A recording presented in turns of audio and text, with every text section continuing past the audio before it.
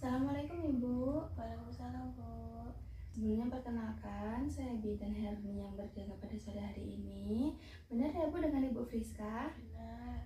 Baik Ibu, Alhamdulillah nggak Ibu, hasil pemantauan 24 jam ini sudah selesai dan tadi diperiksa dan hasilnya semuanya normal, bagus dan Ibu sudah dibolehkan untuk pulang.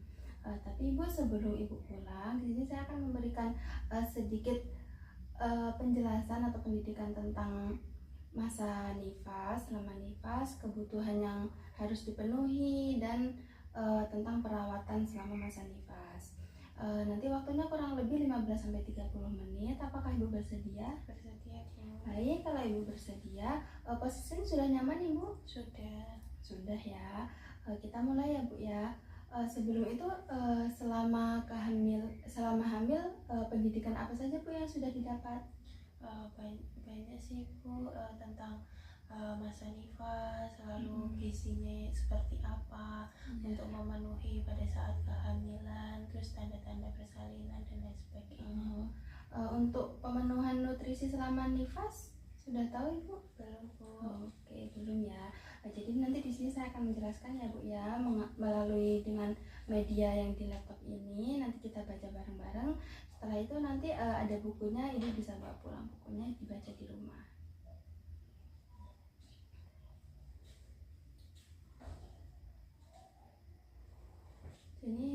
Jadi ini ada kebutuhan nutrisi selama masa nifas ya Bu, karena kan sekarang Ibu kan sudah punya bayi, jadi makannya itu nggak hanya Ibu yang makan, tapi bayinya juga dari ASI yang diminum oleh bayi. Jadi kebutuhan nutrisinya itu lebih banyak atau meningkat. Jadi untuk menu makannya itu ada beragam ya Bu, atau biasa disebut dengan isi piringku. Ada makanan pokok atau karbohidrat, biasanya umumnya sih makan nasi, tapi selain nasi juga bisa jagung, kentang, terus juga ada gandum. Terus ini untuk buah-buahannya seperti pisang, pepaya, mangga, jeruk, apel itu juga bisa. Terus ada untuk sayur-sayurannya. Jadi sayur-sayurannya ini untuk pemenuhan serat ya Bu. Karena ini kan untuk produksi ASI juga, biar produksi ASInya lancar, itu ada daun katuk, kelor, terus ada daun bayam juga, terus ada buncis, atau juga ada kacang-kacangan itu sebagai serat. Terus untuk proteinnya itu ada yang nabati dan juga ada yang hewani. Yang nabati itu seperti tempe dan tahu. Terus yang hewani seperti telur, ayam, daging merah, dan ada juga ikan.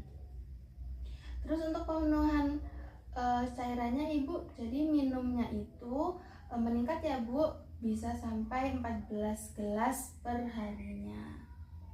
Baik Ibu, untuk kebutuhan kebersihan dirinya, jadi untuk mandinya itu 2-3 kali sehari ya Bu, nggak apa-apa, karena kan biasanya emang ibu menyusui itu mudah gerah.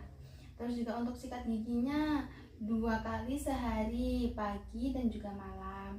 Terus biasakan cuci tangan Ibu sebelum makan, terus setelah mengganti popok bayi itu, dan sebelum juga iya. Jadi kayak setiap habis berkegiatan lebih baik cuci tangan sebelum memegang bayi. Terus untuk pakaiannya Ibu gunakan pakaian yang longgar aja, nggak usah ketat-ketat pakaiannya. Terus untuk keramasnya 2-3 kali dalam seminggu. Terus Ibu untuk kebersihan area jalan lahirnya, ganti pembalutnya setiap 3-4 jam sekali ya Bu ya. Tapi kalau misalnya 2 jam udah penuh ya cepetan diganti. Terus gunakan pakaian yang bahannya katun Ibu, yang menyerap keringat. Terus juga gunakan pakaian dalamnya juga yang bahan katun. Terus menggunakan bra yang dapat menopang payudara. Baik Ibu, jadi biasanya kalau Ibu setelah bersalin itu emang BAB-nya agak lama, biasanya 3-4 hari, bahkan maksimal itu sampai seminggu. Nah selama itu Ibu juga bisa dipenuhi ya Bu kebutuhan seratnya, seperti sayuran hijau tadi yang saya sebutkan dan juga buah-buahannya. Terus kemarin ibu buang air kecilnya setelah berapa jam bersalinan ibu? Sekitar 1 jam lebih. Oh, 1 jam udah pipis ya, alhamdulillah kalau gitu. Jadi selanjutnya ada pemberian ASI eksklusif ya Bu, di mana ASI eksklusif itu adalah pemberian kebutuhan nutrisi pada bayi yang murni hanya ASI tanpa ada tambahan cairan atau makanan yang lain sampai 6 bulan. Itu cairan atau makanan yang lain itu termasuk air putih, teh, madu, bubur, buah-buahan biasanya pisang atau susu formula. Selanjutnya untuk perawatan payudaranya sendiri, biasakan untuk menjaga kebersihan payudara ya Bu. Jadi bisa dibersihkannya itu sebelum mengasihi. Nah itu bisa dilakukan 1 minggu itu sekali dengan cara kapas dikasih oil seperti baby oil atau minyak kelapa, minyak zaitun itu bisa. Terus dikompres bagian puting dan areolanya, ditunggu 2 menit lalu diputar ke dalam, tunggu sampai kerak-keraknya itu lepas. Lalu selanjutnya untuk posisi menyusui yang benar, pastikan kepala dan badan bayi itu dalam garis lurus ibu. Lalu selanjutnya badan bayi itu menempel pada badan ibu, jadi jangan jauh. Lalu selanjutnya hidung bayi sejajar dengan puting, jadi bukan mulutnya yang sejajar tapi bagian hidungnya. Lalu juga ibu mendekap dan menopang bayi. Lalu yang selanjutnya untuk tanda-tanda perlekatan menyusui sudah benar, areola itu masuk ke mulut terutama pada bagian bawah. Jadi areola bagian bawah itu lebih banyak masuk ke mulut daripada areola bagian atas. Selanjutnya untuk mulut bayinya terbuka lebar. Jadi kalau mau menyusui itu tunggu mulut bayinya terbuka lebar dulu ibu, baru putingnya dimasukin. Terus bibir bayi memutar keluar, jadi kelihatannya kayak bibirnya doer ibu. Lalu yang selanjutnya dagu bayinya menempel pada payudara dan bayi menyusu dengan tenang, nggak tergesa-gesa. Terus juga ibu ngerasanya juga nyaman saat menyusui, nggak terasa nyeri ataupun kurang nyaman. Terus pipi bayi mengembung seperti menyimpan ASI di dalam pipinya. Terus terdengar suara menelan dari bayi. Terus bayi terlihat tenang dan puas saat menyusu. Terus pengosongan payudaranya maksimal. Baik ibu, selanjutnya untuk senam nifas sendiri. Jadi tujuannya itu untuk mempercepat proses pemulihan tubuh, terus juga mempercepat penyembuhan luka dan mencegah terjadinya komplikasi selama masa nifas. Gerakannya itu gerakan-gerakan sederhana saja ibu, jangan terlalu berat. Biasanya dilakukannya 30 menit dalam sehari. Terus kapan senam nifas itu bisa dimulai? Kalau pada ibu yang dengan persalinan normal itu bisa dimulai beberapa hari setelah persalinan. Namun untuk ibu yang persalinannya itu secara sesar itu dilakukan minimal 4-6 minggu postpartum atau menunggu jahitan di bagian perutnya itu benar-benar sembuh dan kering. Lalu yang selanjutnya ada tanda bahaya masa nifas. Yang pertama ada perdarahan yang lebih banyak dari biasanya. Biasanya tandanya itu pembalutnya kurang dari 1 jam udah penuh ibu, dan itu secara terus menerus. Terus ada juga demam dan menggigil, jadi suhu tubuh itu lebih dari 38 derajat Celcius.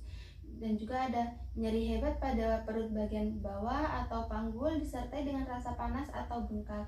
Jadi ada rasa terbakar pada bagian panggul.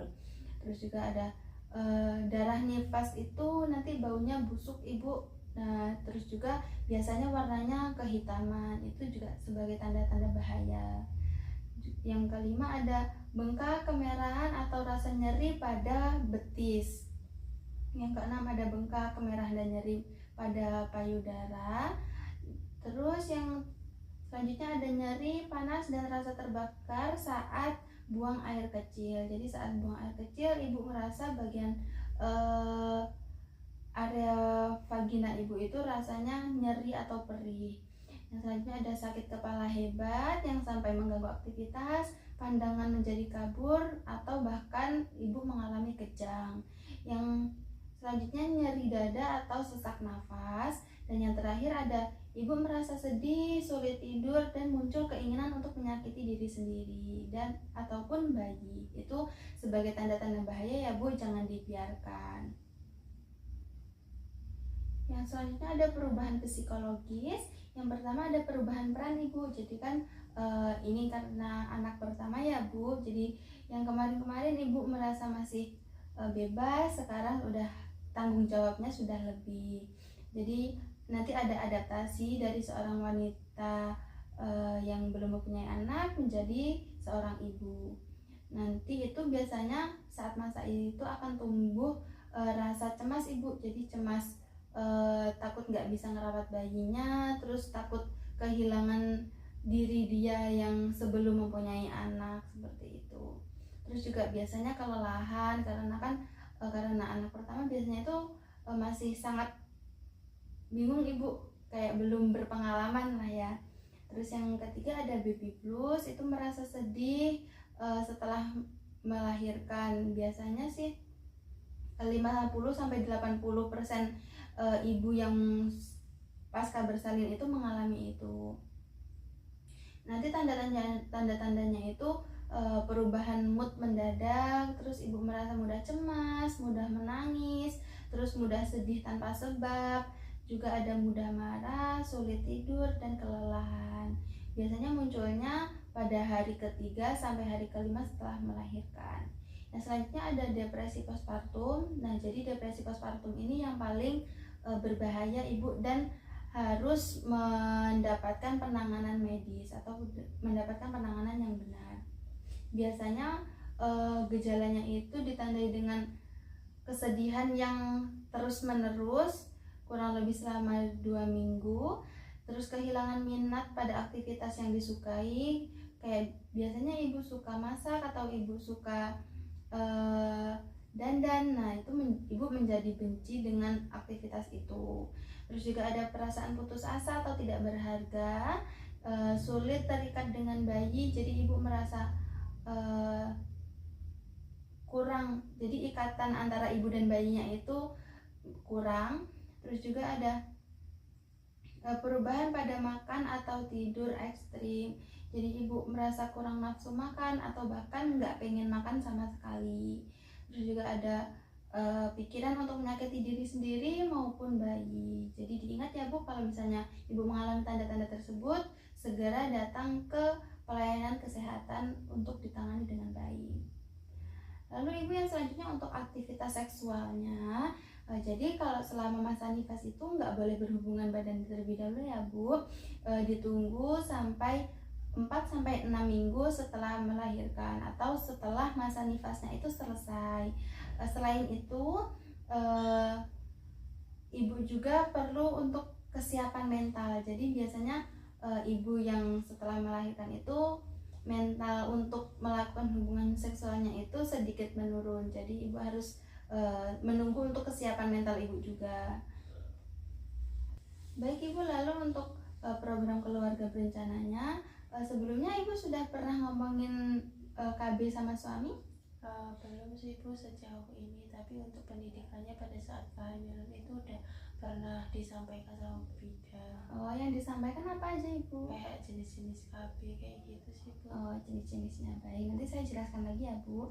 Jadi untuk pengertian KB sendiri yang merupakan tindakan atau metode yang digunakan untuk mencegah kehamilan, dapat berupa alat, obat-obatan, ataupun prosedur medis yang bertujuan untuk menghalangi pembuahan sel telur oleh sperma.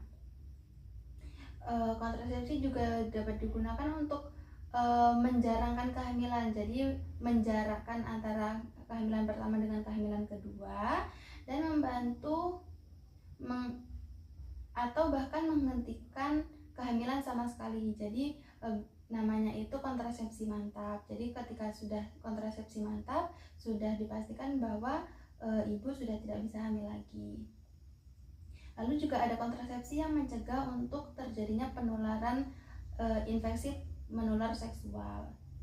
Lalu untuk jenis-jenis KB-nya sendiri itu ada kontrasepsi hormonal, itu seperti KB pil, KB suntik, terus ada IUD dan juga implan. Nah, selanjutnya ada kontrasepsi penghalang atau barrier, itu seperti kondom pria, kondom wanita, diafragma, dan juga ada IUD. Terus juga ada kontrasepsi alami, itu biasanya metode kalender. Terus ada senggama terputus. Terus ini ada metode aminorelaktasi, dan juga ada lendir cervix. Selanjutnya untuk kontrasepsi mantap yang saya sebutkan tadi ya Bu, itu sudah memastikan bahwa ibu tidak bisa hamil lagi. Itu bisa dilakukan pada laki-laki dan juga perempuan. Terus juga ada kontrasepsi darurat, itu biasanya berupa pil atau juga dapat berupa IUD. Jadi ini untuk penjelasan KB-nya ya Bu, nanti bisa dibaca.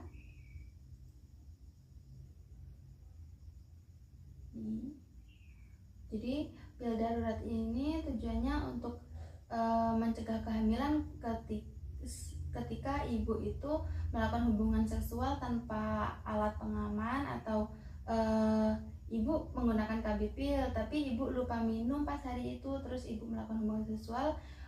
Nah, pil darurat ini tujuannya untuk mencegah terjadinya ovulasi. Nah, sudah Ibu, sekian untuk pendidikan atau informasi yang bisa saya sampaikan. Sebelumnya apakah ada yang ingin ditanyakan atau yang kurang jelas? Tidak ada, sudah jelas. Sudah jelas ya Bu, alhamdulillah. Semoga apa yang saya jelaskan tadi dapat membantu Ibu dalam masa selama nifas ya Bu. Baik, kalau begitu saya tinggal ya Bu. Permisi. Wassalamualaikum warahmatullahi wabarakatuh.